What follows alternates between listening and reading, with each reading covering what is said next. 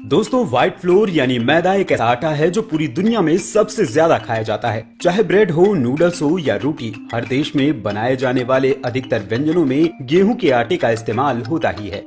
अगर आंकड़ों पर नजर डाली जाए तो आज मैदा खाने से होने वाली बीमारियों से पीड़ितों की संख्या डेंगू, मलेरिया और अन्य गंभीर वायरल बीमारियों से भी ज्यादा बढ़ चुकी है। लेकिन ये साधारण सा दिखने वाला सफेद आटा हमारे स्वास्थ्य के लिए इतना खतरनाक कैसे हो सकता है? दरअसल मैदा बनता है गेहूं से, और गेहूं के दाने के ऊपर अगर नजर डाली जाए तो इसके मुख्य रूप से 3 हिस्से होते हैं। सबसे ऊपर होती है इसकी बाहरी सतह, जिसे ब्रैन यानी चोकर भी कहा जाता है। बीच वाला हिस्सा एंडोस्पर्म और निचला हिस्सा जर्म होता है, जो कि अंकुरित होकर बाद में पौधा बनता है। गेहूं health, fat, vitamin B, vitamin E, protein, fibre और कई तरह के मिनरल्स से भरपूर होता है, और ये सभी पोषक तत्व बीज के निचले वाले हिस्से यानी जर्म और ऊपरी चोकर में मौजूद होते हैं। लेकिन यही गेहूं का दाना चक्की और मिलों में पहुंचकर मैदे में कन्वर्ट होता है। बारीक पिसाई की वजह से इसके सबसे महत्वपूर्ण हिस्से जर्म और चोकर पूरी तरह से नष्ट हो जाते हैं। बचता है तो सिर्फ बीच वाले हिस्से एंडोस्पर्म का पाउडर, वो भी बेहद कम पोषक तत्वों के साथ। ऐसा इसलिए होता है क्योंकि गेहूं की पिसाई के दौरान आटा इतना गर्म हो जाता है कि इसके बचे हुए न्यूट्रिएंट्स काफी हद तक नष्ट हो जाते हैं। इसकी तुलना में पुराने समय में हाथ से चलने वाली चक्की से निकलने वाला आटा कई गुना ज्यादा सेहतमंद हुआ करता था।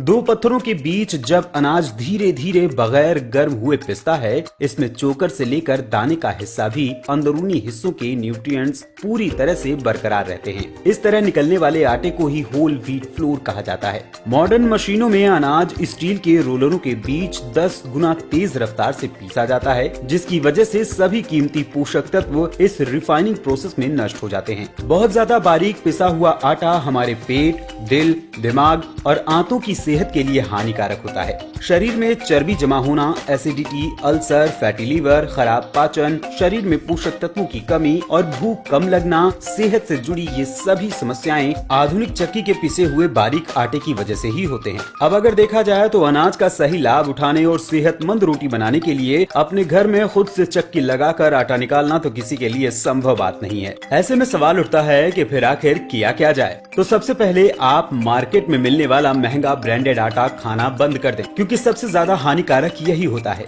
इसके बाद जब भी आप आटा लोकल चक्की वाले से खरीदें तो आटे को हमेशा थोड़ा मोटा और चोकर वाला पिसवा कर ही खरीदें। शुरुआत में जब आप मोटे आटे से बनी हुई रोटियां खाएंगे तो रोटी की बनावट के साथ साथ स्वाद में भी थोड़ा फर्क नजर आएगा। लेकिन जैसे जैसे आप इसकी आदत डालते जाएंगे, वैसे वैसे आपको इसकी वजह से अपनी सेहत में कमाल के फर्क दिखने शुरू हो जाएंगे। मोटा चोकर युक्त आटा शरीर को ज्यादा एनर्जी प्रदान करता है, इससे मोटापा नहीं बढ़ता, ये पचने में भी आसान होता है और साथ ही साथ शरीर के ब्लड फ्लो और दिल की सेहत के लिए भी अच्छा माना जाता है। आजकल आपने मल्टीग्रेन आटे का भी नाम जरूर सुना होगा। जब भी एक से अधिक अनाज जैसे गेहूं, बाजरा, ज्वार, मक्का, रागी, चना आदि सभी को मिलाकर आटा बनाया जाता है तो उसे मल्टीग्रेन आटा कहा जाता है। मल्टीग्रेन आटा साधारण गेहूं के आटे से कई गुना ज्यादा बेहतर माना जाता है। ऐसा इसलिए क्योंकि सामान्यतः गेहूं के दाने में 2 तरह के प्रोटीन पाए जाते हैं, ग्लूटेनिन और ग्लाइडिन। जब हम आटे में पानी मिलाते हैं तो ये दोनों प्रोटीन आपस में मिल जाते हैं, जिससे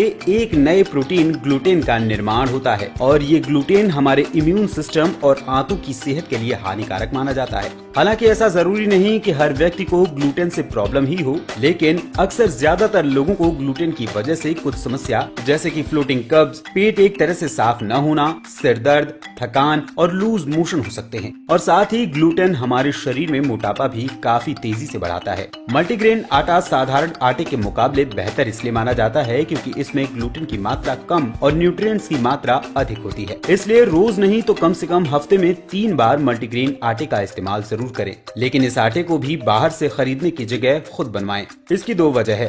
पहली वजह यह है कि पैकेट में मिलने वाले मल्टीग्रेन आटे में किन किन अनाजों का वाकई में इस्तेमाल किया गया है हमें नहीं पता चल सकता, और साथ ही ये आटा भी बहुत ज्यादा बारीक और बिना चोकर का होता है, जिसकी वजह से मल्टीग्रेन होने के बावजूद भी इसमें उतने पोषक तत्व नहीं होते जितने की खुद से बनवाए हुए चोकर वाले मल्टीग्रेन आटे में होते हैं। दूसरी वजह यह है कि पैकेट में मिलने वाले मल्टीग्रेन आटे में सोयाबीन और चने का भी इस्तेमाल होता है, जो कि एक साधारण व्यक्ति के लिए तो फायदेमंद है, लेकिन थायराइड और यूरिक एसिड के मरीजों को सोयाबीन और चने का आटा नहीं खाना चाहिए। जब आप खुद से मल्टीग्रेन आटा बनवाएंगे तो आटा मोटा भी बनवा सकेंगे और साथ ही आपको पता भी होगा कि आटे में कौन कौन से अनाज का इस्तेमाल हुआ है, और अगर किसी अनाज का इस्तेमाल आटे में नहीं करना हो तो आप उसे हटवा भी पाएंगे। अगर आप अपना वजन घटाना चाहते हैं या चाहते हैं कि रोटी खाने पर भी शरीर का वजन न बढ़े तो चोकर युक्त मल्टीग्रेन आटे का ही इस्तेमाल करें, और साथ ही रोटी बनाते समय उसमें ओट्स, फ्लैक्स सीड्स और तिल का भी इस्तेमाल किया जा सकता है।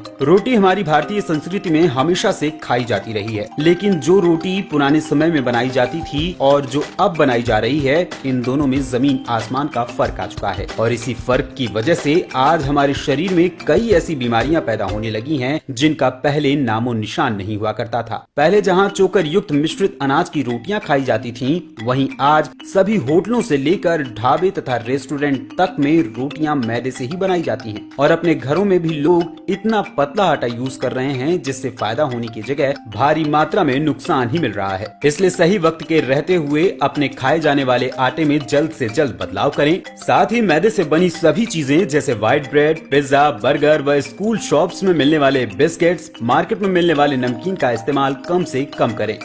इसी तरह के हेल्थ से जुड़े हुए और भी वीडियोस देखने के लिए हमारे चैनल को सब्सक्राइब करें और बेल आइकन दबाकर नोटिफिकेशंस को जरूर ऑन कर लें। अगर आपको आज का वीडियो पसंद आया हो तो इसे लाइक करना और शेयर करना ना भूलें, और किसी भी तरह का सवाल या सुझाव हो तो हमें कमेंट में जरूर बताएं।